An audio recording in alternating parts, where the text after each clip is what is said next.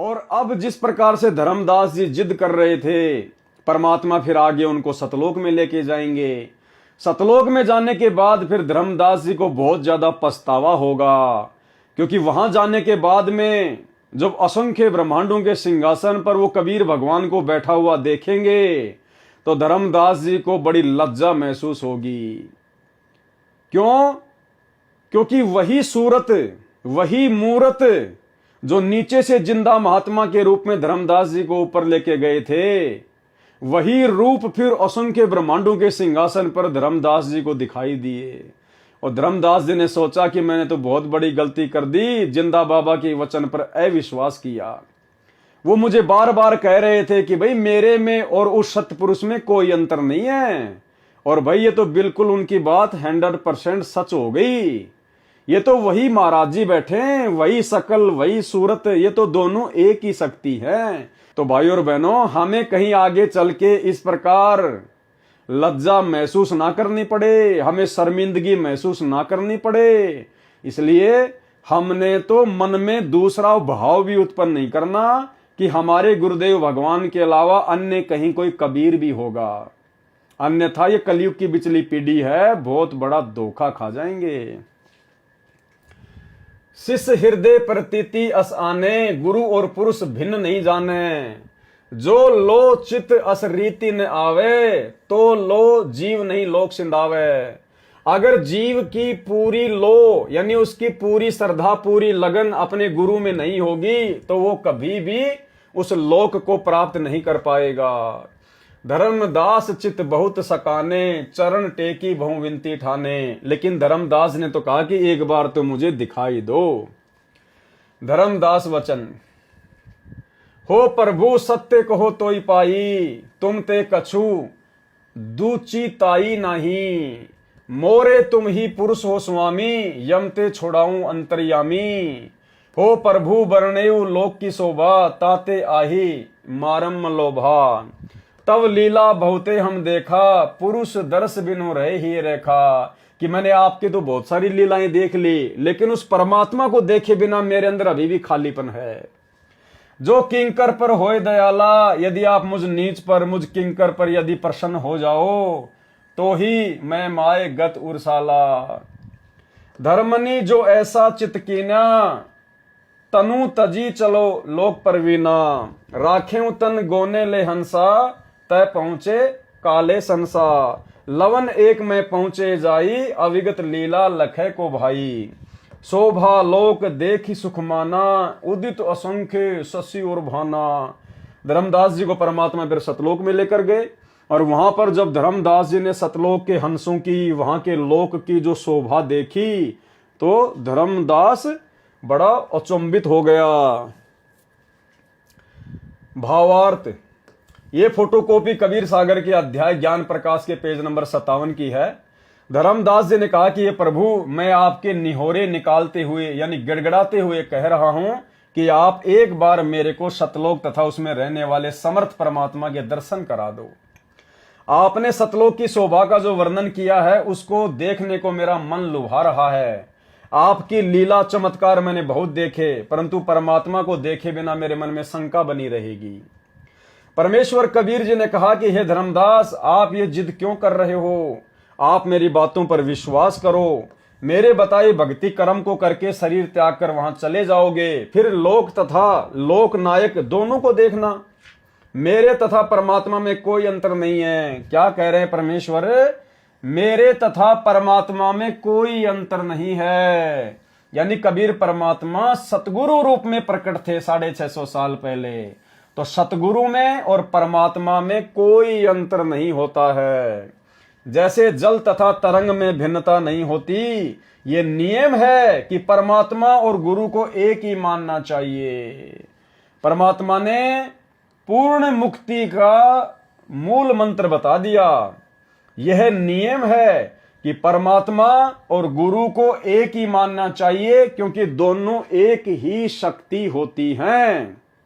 और इसी कारण से भाई और बहनों, आप और हम सभी आत्माओं ने इस बिचली पीढ़ी में अपनी आत्मा के पूर्ण कल्याण के लिए अपने गुरु को ही कबीर परमात्मा के रूप में हृदय से, अपनी अंतरात्मा से स्वीकार कर लिया है। अपने गुरु जी के अलावा हम किसी भी अन्य में कबीर परमात्मा के दर्शन नहीं करते हैं। यह नियम है कि परमात्मा और गुरु को एक मानना चाहिए, तब सफलता मिलती है, अर्थात उस समय पूर्ण मुक्ति मिलेगी। और जब तक अपने गुरु के अलावा उस दाढ़ी मूंछ वाली कबीर जी की समझे जाने वाली नकली फोटो को भगवान मानते रहोगे, हर साल जून के महीने में उसका कबीर प्रकट दिवस मनाते रहोगे, तो आप जी कभी जिंदगी में मोक्ष प्राप्त नहीं कर सकते, सफलता प्राप्त नहीं कर सकते।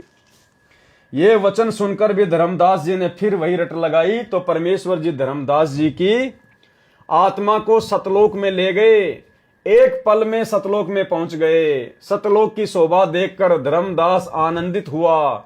वहां पर मानो असंख्य सूरज तथा चांद उदय हुए हो, इतना प्रकाश सतलोक की भूमिका है। शेष ज्ञान प्रकाश के पेज नंबर 58 पर आगे। अब धर्मदास जी ने वहां पर क्या देखा? कबीर जी ही सत्य पुरुष हैं। फिर धर्मदास जी को वहां जाकर विश्वास हो गया कि जो कबीर जी जिंदा महात्मा के रूप में मुझे यहां लेके आए हैं, वो खुद ही सत्य पुरुष हैं। जित देखिए जगमग झलके ही, देखत चकित भय ही माही। सतलोक की शोभा को देखकर धर्मदास जी आश्चर्यचकित रह गए। हर जगह जगमग जगमग हो रहा था, झिलमिल झिलमिल हो रहा था। द्वारपाल हंस जो रैया, ताम एक हंस ही कैया। नीचे से कबीर परमात्मा जिंदा महात्मा के रूप में जो धर्मदास जी को लेकर गए थे, तो सतलोक जाने के बाद परमात्मा ने एक द्वारपाल को बुलाया और कहा कि भाई इसको सत्य पुरुष के दर्शन करवा के लाओ। एही संसही तुम जाऊ लिवाई, पुरुष दरस दे आनु भाई। चले लिवाई पुरुष पे जब ही, जजुकी हंस बहुत आए तभी। उसके बाद और बहुत सारे हंस आ गए। यानी सतलोक में जो भगत होता है उसको हंस कहते हैं, और जो भगतमती होती है उसको हंसनी कहते हैं। तो और बहुत सारे भगत वहां पर, हंस वहां पर आ गए, और धर्मदास जी को नाच गाने के साथ में, बाजे गाजे के साथ में परमात्मा के दर्शन करवाने के लिए लेकर जाने लगे। करत कोलाहल मंगल चारा। कोलाहल यानी नाचते गाते हुए, मंगल गीत गाते हुए जा रहे हैं। शोभा अद्भुत अंग पारा। और उन हंसों के अंगों की शोभा बहुत ही अपरंपार थी। हंसन शोभा कहां बताऊं, धर्मदास जी कह रहे मैं कैसे वहां के भगतों के शरीर की शोभा बताऊं। कछुक प्रभाव सो वर्णी सुनाऊं, थोड़ा बहुत आपको सुना रहा हूं। रतन माल गिरवे शोभित हंसा। सतलोक के हंसों के गले में जो माला है ना, वो रत्नों की माला सुशोभित हो रही है। और मणि माल किमी कर प्रशंसा। और भी अनेक महंगी महंगी कीमती कीमती सुंदर सुंदर जो मणियां हैं, उनकी मालाएं उनके गले में सुशोभित हो रही है।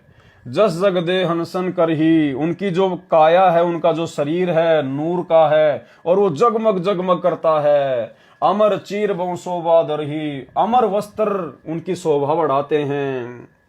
उड़ राख चिकुर शोभा छवि आछे। रवि का करतार रोम छवि काछे। हंस भाल शोभित किम कहूं। वहां के हंसों के माथे की शोभा में क्या कहूं।